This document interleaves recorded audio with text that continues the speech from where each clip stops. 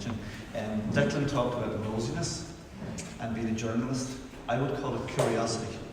And it's something that drives anybody who's creative. In fact, I think it drives all of us, curiosity.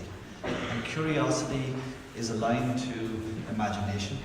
And I don't know how often I've mentioned, do you have a story? Can you tell me a story? Do you have your imagination? And the amount of people who say, oh, I don't have an imagination. That is rubbish.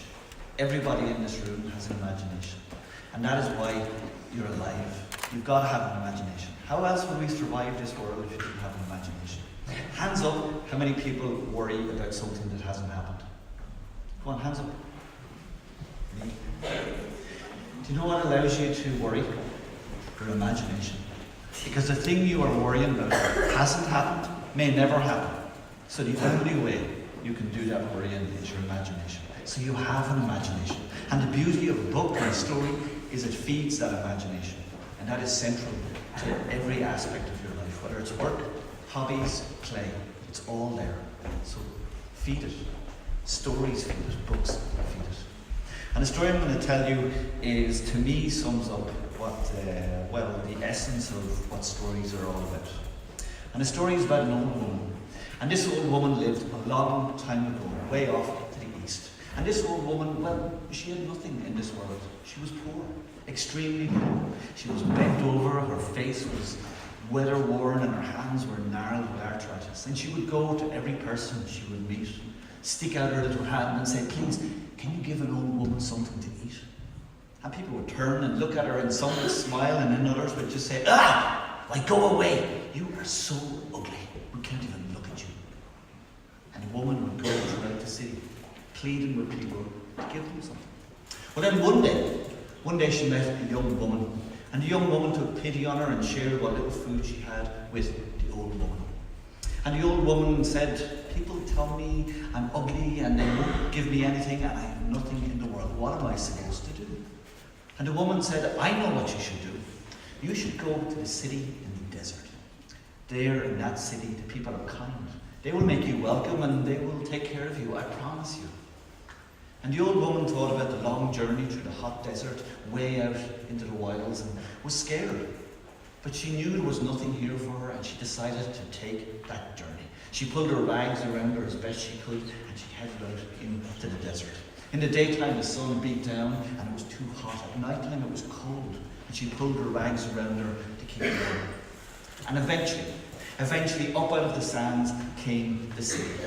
It had one wall all around the city and one gate to go in and one gate to come out.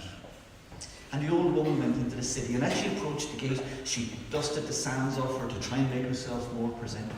And with hope rising within her heart, she went into the city. And she spotted the first person coming towards her. And she put out her little gnarled hand and she said to the person, please, can you give an old woman something to eat? And the person looked at her with a smile on his face and suddenly said, why, you are so ugly, I can't even look at you. And he raced away. And the old woman stood looking at his back, wondering, have I come to the wrong place? But then she thought maybe it was just him. He was having a bad day. And she walked on further. And she met another person and another person and another person. And each and every one of them, she asked the same thing, can you give an old woman something? And each and every one of them said, you are so ugly. And they rushed away. She came back to the gate. She couldn't believe it. She had made this journey. The woman had promised her that this place, the people were kind and they would take care of her. But again, all she encountered, was their disgust. And she came back to the gate and she looked out over the hot desert sands and she wondered, what was she supposed to do?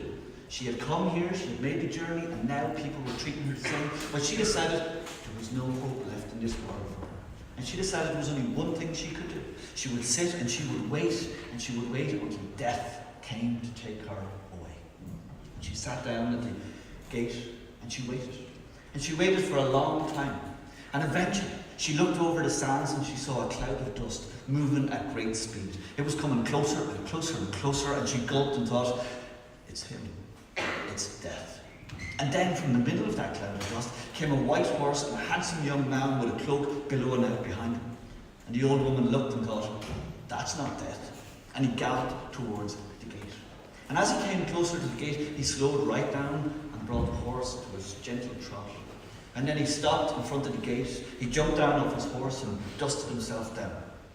And the woman realised that just like her, this young man, this handsome young man, he was a stranger to this city, just like she was. And she was curious. She was curious to see how they would respond to this young man. And she turned and she watched him go into the city and walk through the streets and meet the people.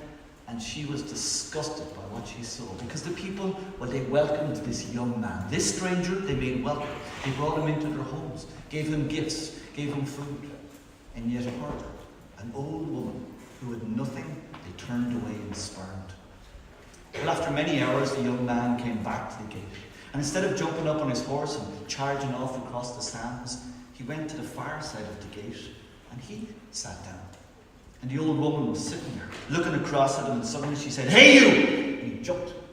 He hadn't even seen the old woman. He thought it was just a pile of old rags. "Me?" he said. "Yes, you.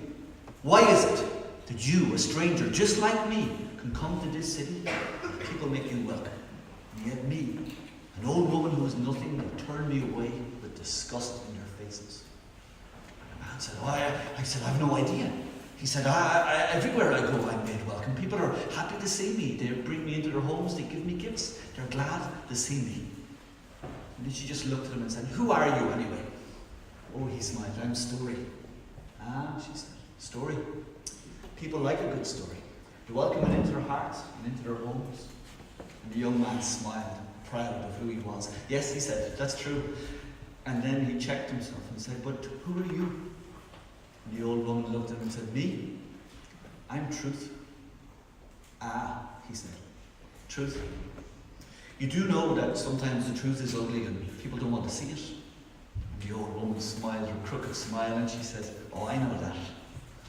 And then they both sat looking out over the hot sands. And suddenly, the man had an idea. And he turned to the old woman and he said, "I know what you can do. You could climb up behind me on my horse. My cloak will cover you, and then we can travel throughout the whole world. And then, wherever I'm made welcome, well, you too will be made welcome." And the old woman smiled and said, "I like that idea."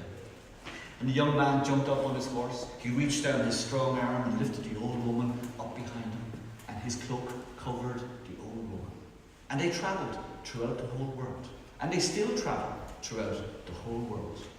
And that is why, when you hear a story, whether it's from a novel, or whether it's the news, whatever that story may be, always behind that story sits truth.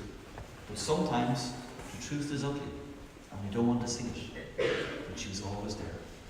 Thank you.